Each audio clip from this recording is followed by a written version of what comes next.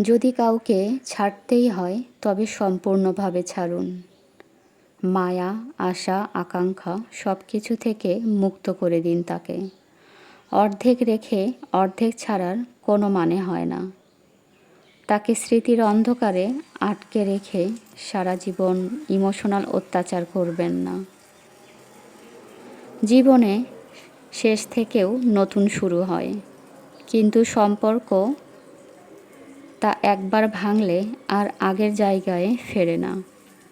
যে চলে যায় তাকে ঠিকমতো যেতে দিতে শিখতে হয়, না হলে সে থেকে যায়, না পাশে না দূরে, শুধু বোঝার মতন একটা ভার নিয়ে। অনেক সময় মানুষ এক ধরনের নিষ্ঠুর সান্ত্বনা দিতে চায়।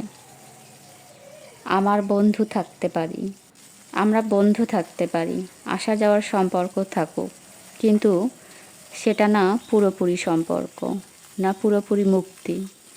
এই অস্পষ্টতা, এই টানাপোড়েনই সবচেয়ে বেশি মানসিক ক্ষয় করে। দিন শেষে আপনি নিজেই জানেন না আপনি এই সম্পর্কে আছেন না নেই। আর কিছু মানুষ তো এতটাই স্বার্থপর, তারা না নিজে ভালো রাখে, না আপনাকে আপনার মতো ভালো থাকতে দেয়। তারা আপনাকে এমন এক দোটানায় ফেলে দেয় যেখানে আপনি তাকে ছাড়তেও পারেন না, আবার ভালোবাসতেও না। এই মানসিকতা, এই মানসিক অত্যাচারটা চোখে দেখা যায় না, কিন্তু মনের ভিতর এক একটা দেয়াল তৈরি হয়, নিজের উপর, ভালোবাসার উপর, জীবনের উপর। তাই যেদিন বুঝবেন এই সম্পর্কটায় সম্মান নেই, শান্তি নেই, সেদিনই নিজের জন্য সৎ হন।